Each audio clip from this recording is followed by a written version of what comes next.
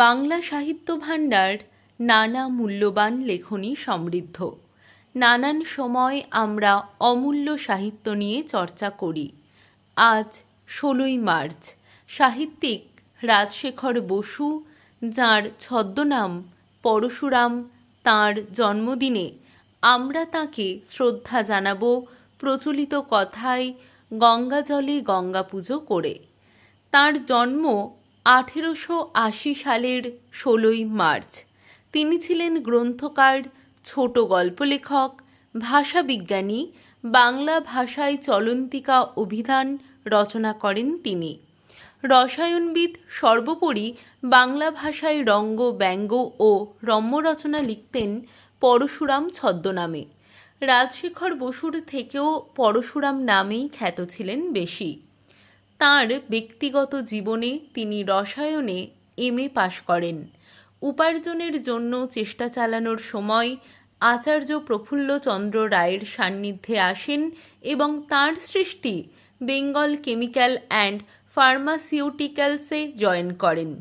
তাঁর নিয়মানুবর্তিতা, নিষ্ঠা ও কাজের প্রতি গভীর মনোনিবেশের জন্য পরিচালকের পদে উন্নীত হলেন রাজশেখর বসু। জীবনের শেষ দিন পর্যন্ত ওই পদেই ছিলেন। তিনি সাহিত্য রচনায় মন দিলেন। প্রথমেই একটি পত্রিকায় শ্রী শ্রী সিদ্ধেশ্বরী লিমিটেডে ব্যঙ্গ রচনা প্রকাশ করে জনপ্রিয় হয়ে ওঠেন। এছাড়াও শনিবারের চিঠি পত্রিকায় নিয়মিত রম্য রচনা লিখতেন। তাঁর লেখায় সাহিত্য রচনা আর থেমে থাকেনি। মানুষ সব কিছু জানুক, শিখুক, এ বিষয়ে তিনি চিন্তা ভাবনা করে ধ্রুপদী সাহিত্যের সারানুবাদ শুরু করলেন নিজের নামেই, যাতে সব মানুষ পড়তে পারে।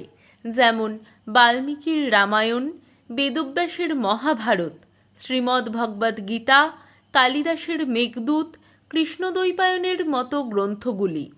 পরবর্তীতে রঙ্গ, ব্যঙ্গ, নানা রকম কৌতুক নিয়ে সাহিত্যকে এক উচ্চ পর্যায়ে আসীন করেন।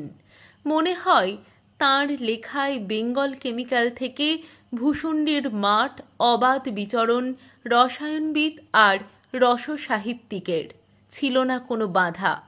তাঁর সাহিত্যে তীব্র ব্যঙ্গাত্মক ও হাস্যরসের সহাবস্থান ছিল। তৎকালীন দেশ ও সমাজের প্রতি গভীর ভালোবাসা এবং মানুষের মঙ্গল কামনায় যে আকুতি পরিলক্ষিত হয়, তা এক অনন্য দৃষ্টান্ত। সেই সময় নানা সামাজিক নিপীড়ন, মানুষের মনের ভেদাভেদ, সামাজিক অসাম্য, নানা ধরনের অপবিজ্ঞান মানুষকে শেষ করে দিচ্ছে। শিক্ষা সংস্কৃতি তলানিতে। তিনি কষ্ট পেয়েছেন, ভেবেছেন কিভাবে বিজ্ঞানের আলোয় মানুষকে মুক্ত করা যায়। কারণ ধর্মীয় কুসংস্কার এবং আধুনিক মধ্যবিত্তের জীবনের কিছু অসঙ্গতিগুলোকে হাস্যরসাত্মক ভঙ্গিতে ফুটিয়ে তুলতেন। ছোট গল্পে তাঁর তীক্ষ্ণ বুদ্ধিমত্তা ও সমাজের সমালোচনা ফুটে উঠত। তাঁর দুটি ছোট গল্প সত্যজিৎ রায় দুটি চলচ্চিত্র তৈরি করেন। পরশপাথর ও বিরিঞ্চি বাবা অবলম্বনে। মহাপুরুষ তাঁর জন্মের আগে থেকেই সাহিত্যে ব্যঙ্গ ও শ্লেষ ছিল, কিন্তু তিনি তার কিছু উপাদান নিয়েও এই ধারায় আনলেন এক নতুন মাত্রা। পরশুরামের হাস্যরসাত্মক সাহিত্যে মূলত উদারতায়, রমণীয় বুদ্ধি শানিত কলমে, প্রগতিশীল সমাজ চেতনায় সমৃদ্ধ সমুজ্জ্বল। এই অসাধারণ সাহিত্য সৃষ্টি গড্ডালিকা গ্রন্থে বিশেষভাবে আলোচিত।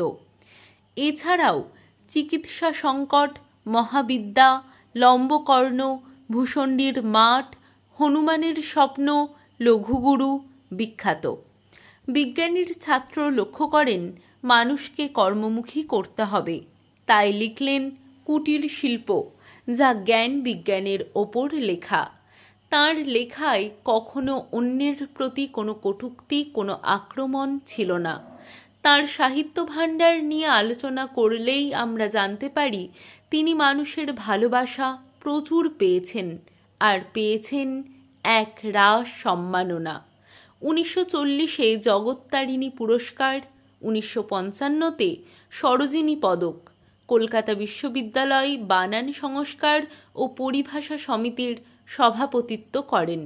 1955 সালে সাহিত্যকর্মের স্বীকৃতিস্বরূপ গড্ডালিকা ও কৃষ্ণকলি রচনার প্রেক্ষিতে পশ্চিমবঙ্গ সরকার রবীন্দ্র পুরস্কার প্রদান করেন। আনন্দীবাই রচনার জন্য সাহিত্য একাডেমি পুরস্কার পান। কলকাতা বিশ্ববিদ্যালয় ডিলিট উপাধি, যাদবপুর বিশ্ববিদ্যালয় সাম্মানিক ডক্টরেট ঘোষণা করেন। তাঁর জীবন ছিল অত্যন্ত বর্ণময়। তাঁর লেখায় বাঙালি আজ গর্বিত। জীবনের শেষ পর্যায়ে মানসিক কষ্টে কাটিয়েছেন তিনি। তাঁর কন্যা জামাতা একসঙ্গে মারা যান। সেই শোক ভুলতে পারেননি, কিন্তু স্ত্রী মারা যাওয়ার পর অসুস্থ হয়ে পড়লেন। 1960 সালের 27শে এপ্রিল মস্তিষ্কের রক্তক্ষরণে ঘুমের মধ্যেই এই মহাপ্রাণের জীবনদীপ নিভে যায়। রয়ে গেল তাঁর মূল্যবান সাহিত্যকর্ম, যা আমাদের মনের সম্পদ। চিন্তন জানাই গভীর শ্রদ্ধাঞ্জলি।